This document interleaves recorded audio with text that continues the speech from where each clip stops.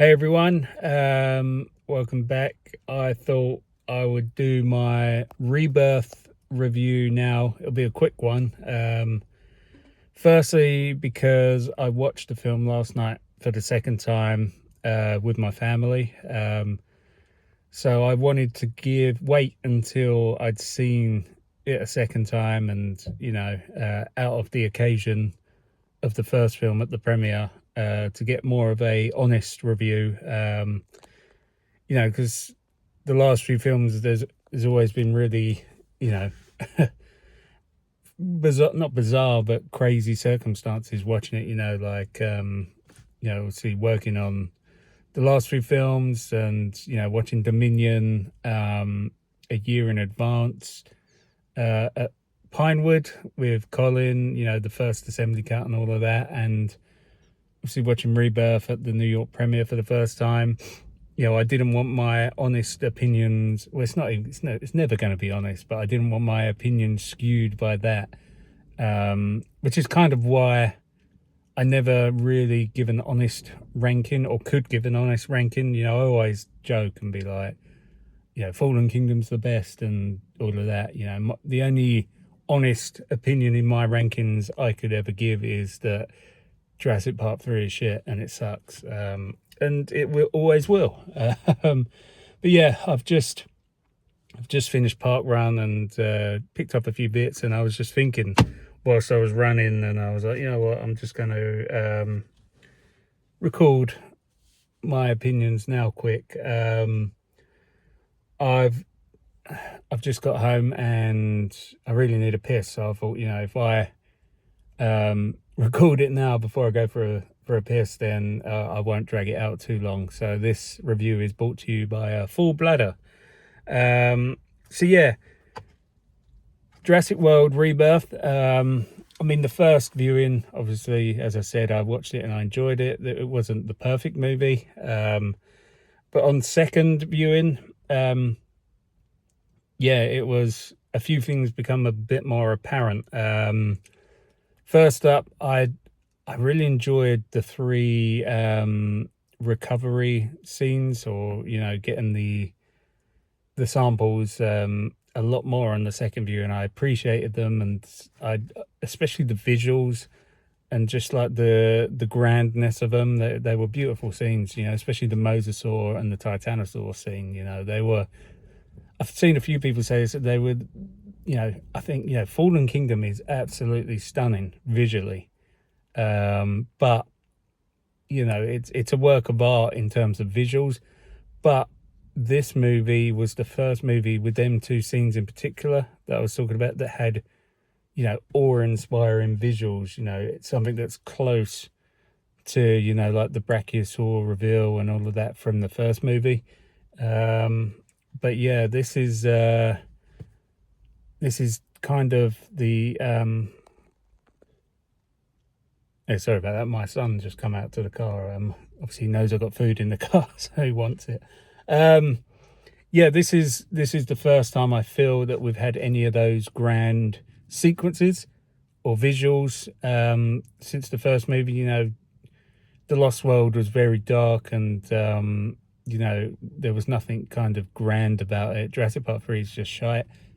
Jurassic World was more about, the park being open and, the glory of the open park, but I don't feel there was any kind of beautiful shots in that film. There was beautiful moments like the Apatosaur moment with Claire and Owen.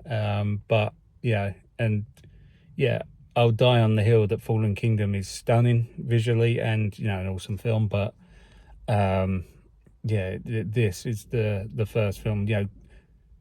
I think Dominion had some stunning visuals as well, but nothing, like the closing montage and all of that was great, but it wasn't, like this, like them wide shots of the mosasaur like coming out of the sea and things like that were just, I was like blown away by it. But I've been so much for my full bladder. Sorry, my thumb's in the way. Not rambling on, but but the one thing that was more apparent in my second viewing, and then I don't want to be bashing the film, but I just felt like the ending, like the last act, was a little bit flat. I just, especially following on from those three awesome sequences. Oh, and the T-Rex raft scene is, yeah, definitely one of the coolest, most intense scenes from the franchise. You know, in terms of like nail biting scenes, it would definitely be, I don't know, top three, easily top five. But yeah, that's definitely up there.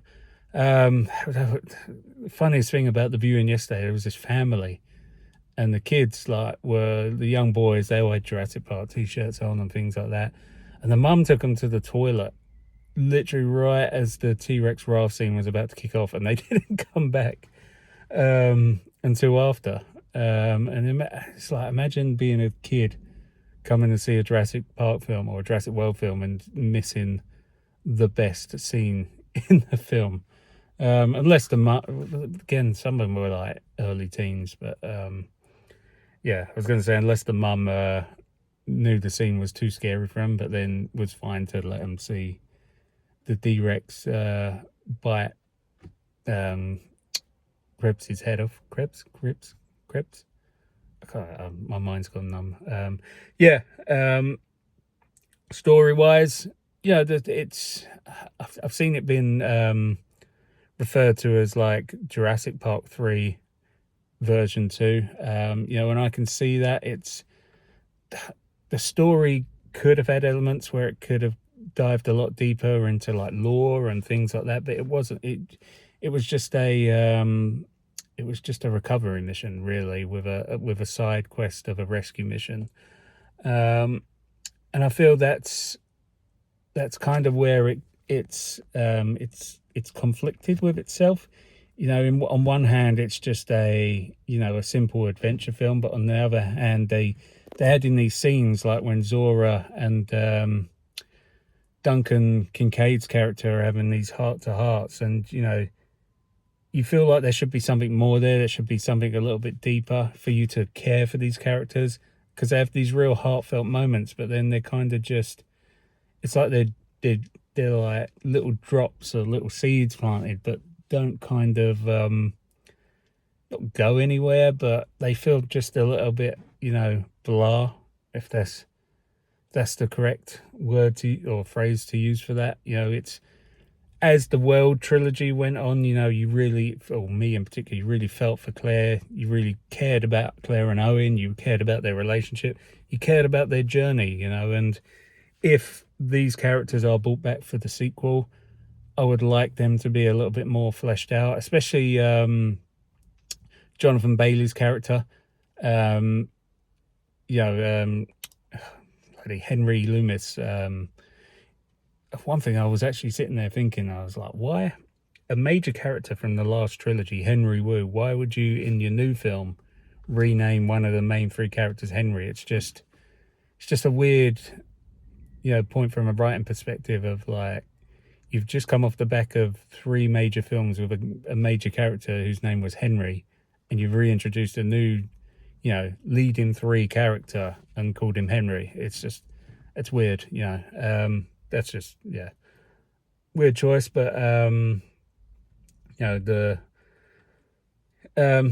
lost myself now. Where was I talking about? Yeah, I really wish we would have got more depth from Henry Loomis, because he seems like he's definitely the most interesting character of the three, and the character that I most liked and enjoyed. But hopefully, if there is more of these movies, that there's more of an arc for his character, and we learn a little bit more about his past and things like that. But maybe he doesn't have a deep past, or any more layers to him, because as Krebs was saying at the start, and forgive me if I'm saying his name wrong, for some reason in my head it's Krebs, I might be right. It's maybe that just is his character. He's just been working in museums, and this is his first encounter with them in the wild. But yeah, the new island, again, it's a lot of people I think are a bit like, oh, every movie we're going in, there's another secret lab. You know, you've got, oh, site B, and then all of a sudden you've got Lockwood's basement, and then you've got, you know, this island. But yeah, it's, again, there's no backstory for that other than like, oh, you know, like some just some like dropped in comments are like, this was the original research facility, and that's it. You know, that's as thin and as thick as that backstory for the island gets. But again, this is just things from a fan's perspective. But what really kind of turned my opinion as well, not on the negative side, just more back to the positive side, is that I spoke to my kids after, and they were like, yeah, we really enjoyed it. It was cool. It was fun. The scenes were really cool. The D-Rex was absolutely hideous. And yeah, they had a fun 2 hours of munching popcorn and going on a little thrill ride. So it was basically Jurassic Park, the ride, the movie. And that's what it's all about, you know. That's what kind of grounds me with all that stuff. I'm like, you know what, they had fun, they enjoyed it, that's the target audience. You know, there was enough there for like the long-term fans to grasp onto, you know, with like, oh, here's some little droplets, here's the T-Rex raft scene, which fans from the original films, or like the novel, should I say, are, you know, have been gagging for that. So yeah, it kind of caters for everyone. Whether that catering is deep, is, you know, not really, but I think it does enough, and the film seems to be popular enough to be, you know, within, you know, it's Saturday now. I know it's already crossed over 100 million, so we could be seeing close to $1 billion, touch wood, for the entire run. Yeah, but hopefully more to come. And yeah, I mean, I don't know what else to say other than, you know, I enjoyed it. I feel like there could have been a lot more offered. The ending was a little bit flat. Is that going to ruin the film experience for me? No. Is it better than Jurassic Park 3? Yes, it would have to be a real shower of shite to be worse than Jurassic Park 3. I enjoyed the characters. Again, I wanted to wait until this viewing, because the last viewing I met them all at the premiere after, and they're all really nice people, so I didn't want that to skew my opinion of them.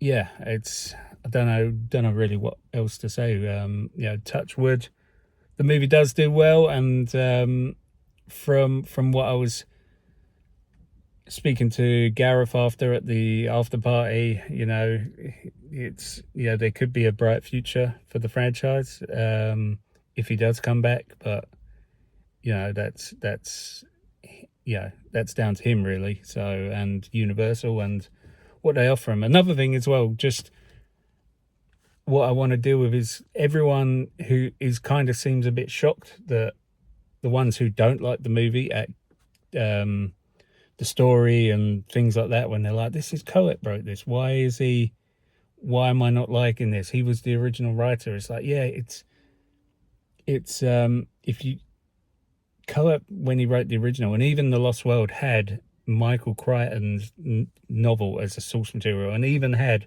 a few one or two passes on the script by Michael Crichton for the first film in particular. A lot of, I'm not saying Coet's a bad writer, I'm not saying that at all, but Coet's best films always have a really good source material, and the ones that don't are very yeah, marish. But yeah, that's not me saying that this is bad. I'm just saying that, you know, kind of not justifying the lack in quality compared to The Lost World and Jurassic Park compared with this one. I'm just saying that this, it's like, don't be surprised if it's not as good if there's not like a real strong source material, especially if you watch his last film, that horror film, like Let Me Go or Let Me Out of Here or something like that. But yeah, I'll probably talk about this film more, but yeah, I still give it a 2 thumbs up, and thanks for watching. A quick little add-on, because I'm not sure if I put this in the video, and I'm not going to watch back a 15-minute video, but it goes to show how short my memory is. The Delgados, I thought going into the movie that I might be a little bit annoyed by them. I thought, oh, you know, we're going to get the Kirby's 2.0, and you know, I don't have to mention again how much I fucking hate Jurassic Park 3. It just sucks. But you know, I was quite surprised by them. I was, you know, I wasn't sort of like annoyed by any of their presence in the film. You know, maybe the boyfriend at first was, I felt that he might grate on me, but I think that's kind of the approach that Gareth Edwards and that was going for. And you know, by the time they got on the island and he had rescued the daughter, and you know, the funny scene with the Raptor and Mutadons, yeah, it wasn't. I was quite happy with them, to be honest. And you know, and Dolores, again, it wasn't Rebirth bumpy. You know, she was the Dolores character was just subtle enough, you know, that it was there, it was present, but it wasn't annoying. It wasn't shoved in your face of like, oh, go buy this toy, go buy this toy. You know, it's kind of just like a background element to help, you know, the daughter deal with trauma, a trauma coping device. Is that what they call it? But yeah, so you know, I enjoyed the Delgados. I'm not saying I hope they don't come back for the sequel, but it's not like, you know, Claire, where it's like, oh, here's a theme park, the owner of the theme park, let's, you know, I'm not saying it's like Claire's character, but you know, Claire had reason to come back. She had like, there was that kind of redemption arc for her. Whereas the Delgados, to have them kind of forced in a situation where they're maybe like, oh, we're dinosaur rescuers now, or we're this, that, and the other, I don't think that would make any sense for their characters. I think they're kind of a one and done character or group within this film or this franchise. So, you know, as much as I say I enjoyed them by the end, I don't ideally think there's any place for them to come back for in the franchise. Maybe in like a Tim and Lex Lost World style cameo at the beginning, but yeah, other than that, there shouldn't really be. Or like the next movie continues exactly from where this one finishes off, and they just get annihilated by the Spinos and Moser again, and end up back on the island. Yeah, I don't know.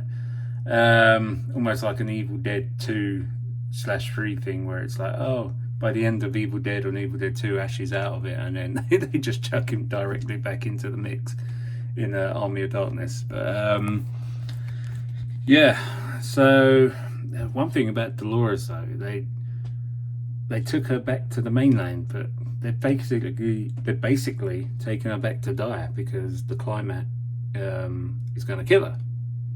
So yeah, what a tragic end to Dolores.